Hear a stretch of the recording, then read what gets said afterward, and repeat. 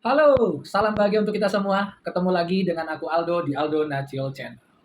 Gimana kabarnya teman-teman? Pastinya semua baik-baik kan ya. Guys, di sini aku ingin bercerita tentang spiritual art ya teman-teman. Mungkin beberapa teman-teman di sini mungkin bingung ya. Kak Aldo needs-nya apa sih yang Kak Aldo bawa gitu? Kadang ngomongin spiritual, kadang ada psikisnya, terus kadang ada apa? Wayang, ada gamesnya, terus ada tarotnya gitu ya. Sebenarnya apa sih yang Kak Aldo bawa nih needs-nya sebagai kreator gitu ya. Cerita sedikit ya teman-teman ya. Selama ini kan kita semua mengenal spiritualitas itu biasanya dari agama ataupun dari hal-hal supranatural ya, yang horor, mistis, perdukunan, yang seperti itu. Ya, tanpa mengurangi hormat saya sama mereka, mohon izin gitu, bahwa ada banyak sebenarnya teman-teman untuk mengenal spiritualitas. Karena spiritualitas itu adalah perjalanan kita, teman-teman. Ada banyak jalur untuk menuju ketuhanan, gitu. Salah satunya yang seperti aku sebutin tadi, agama, supranatural, atau hal-hal perdukunan seperti hal-hal horor, mistis, dan yang lain-lain. Nah, aku ingin memperkenalkan bahwa banyak yang lain selain itu, teman-teman. Seperti eh, mengenal spiritual dari simbol-simbol, lambang-lambang, tari, terus mungkin ada bela diri dari healer yang kita lihat banyak juga healer atau psikis gitu ya. Banyak hal yang untuk menemukan banyak jalur untuk menemukan spiritualitas teman-teman. Nah, yang ingin aku perkenalkan sama kalian adalah spiritual art teman-teman, seni spiritual atau seni berspiritual. Tuh.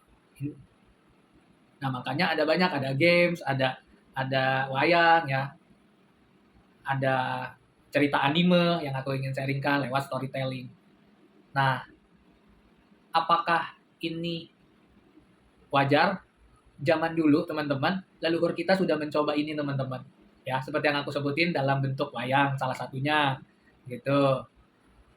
Dulu wayang mitosnya ya teman-teman. Mitosnya wayang itu adalah istilahnya disebutkan bahwa wayang itu sebagai pemanggilan makhluk halus mitosnya gitu.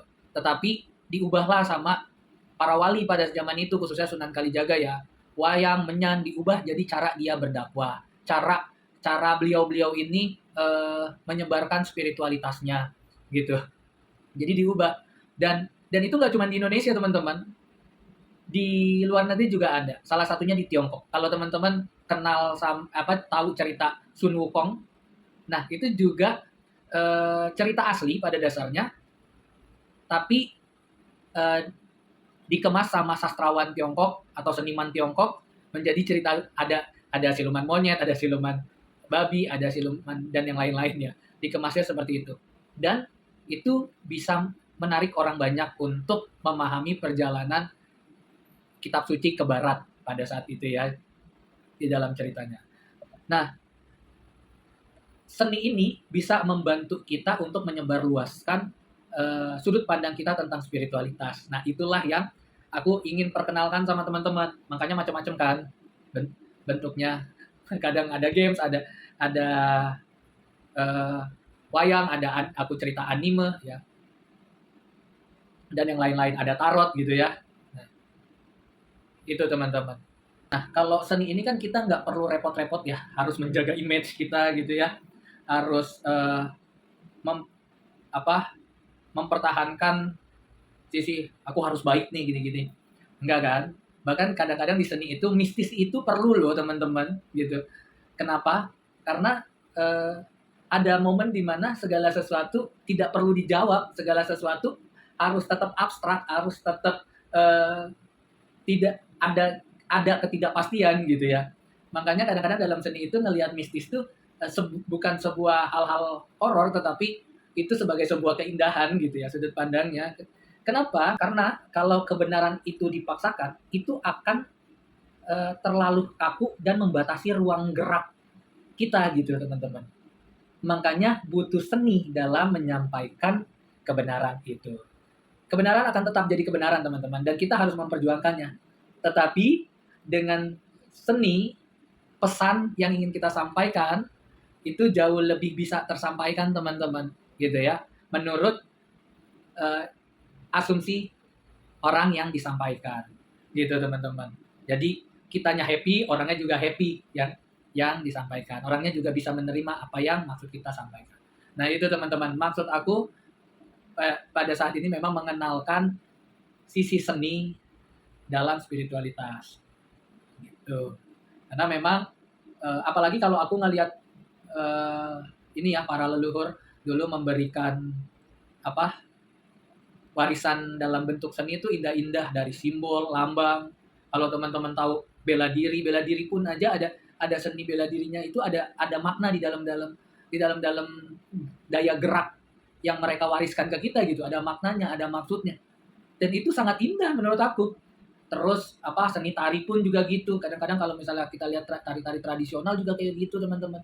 Terus ada juga aku senang banget ketika aku ngelihat ya, di agamaku tuh kalau misalnya ada lukisan Bunda Maria pakai kain Jawa gitu ya. Terus Bunda Maria diganti lagunya jadi Dewi Maria gitu ya, untuk merangkul sisi toleransi kita beragama, dan itu sangat indah, teman-teman, gitu ya. Dan itu sangat indah. Ya seperti cara dulu para wali menyebarkan agama dan spiritualitasnya dengan cara wayang, dengan merangkul menggunakan wangi-wangian dalam bentuk kemenyan gitu ya, dan itu dirangkul gitu ya, jadi sebuah seni yang orang jadi tertarik dan menarik melihat hal itu gitu.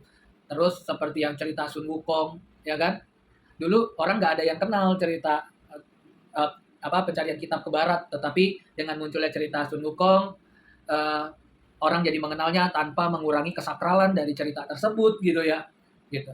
Yang penting kan pada dasarnya kita tidak menghina, kita tidak menghujat, tetapi kita membantu menyebarkan dengan kreasi dan karya. Pada dasarnya kan kita tidak menghina, kita tidak menghujat, tetapi kita menyebarkan dengan cara kreasi dan karya, teman-teman. Nah, itu yang bisa aku sampaikan tentang spiritual art hari ini. Thank you, teman-teman. Jangan lupa bahagia, salam bahagia untuk kita semua.